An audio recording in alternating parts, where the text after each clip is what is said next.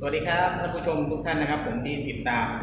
รายการสมุนไพรให้ชีวิตจากสังคมแฮปปี้วันอยู่นะครับผมวันนี้นะฮะสังคมแฮปปี้วันจะนำสาระน่ารู้ดีๆเกี่ยวกับ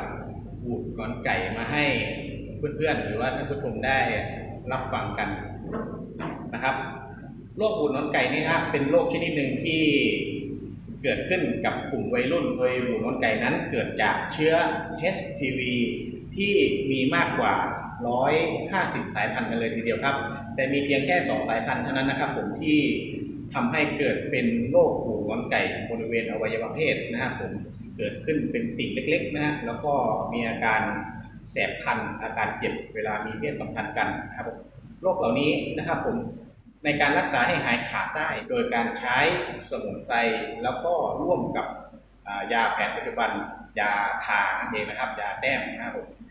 สมุนไพรแฮปปี้วันนะฮะจะเข้าไปช่วยฟื้นฟูเกี่ยวกับระบบภูมิคุ้มกันในร่างกายของเรานะผมเพื่อที่จะให้ร่างกายนั้นสามารถต่อต้านเชื้อให้มันหายไปจากกระแสเลือดของเราได้นะผมส่วนตัวบูดที่มันเกิดขึ้นตามอวัยวะเพศตามจุดต่างๆนั้นเราจะต้องใช้ยาแต้มนะเพื่อที่จะลดโปรตีนไปหล่อเลี้ยงตรงตัวบูดมันแล้วตัวบูดตัวนี้มันจะค่อยๆหยุดหายไปนะครับผมยกตัวอย่างนะผมเหมือนน้องคนนี้นะฮะที่ใช้ผลิตภัณฑ์เสริมอาหารแฮปปี้วันร่วมกับยาแผนปัจจุบันในการเข้าไปฟื้นฟูสุขภาพร่างกายเกี่ยวกับหูงอนไก่จึงส่งผลให้เห็นชัดเจนนะฮะภายใน 2-3 วันเท่านั้นเองนะอาการที่น้องเป็นอยู่ก็เริ่มดีขึ้นตามลำดับนะผมเรานะผมได้แนะนำเกี่ยวกับ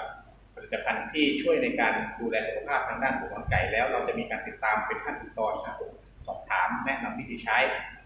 กันทุกๆอาทิตย์นะครับจากตัวอย่างที่เพื่อนๆได้รับชมไปนะผมนั่นก็คือผู้ที่ใช้ผลิตภัณฑ์เสริมอาหารแฮปปี้วันจริงนะฮะร่วมกับยาแผนปัจจุบันในการฟื้นฟูสุขภาพร่างกายบรรเทารักษาอาการป่วยเกี่ยวกับโรคหูงอนไก่นะฮะซึ่งเป็นโรค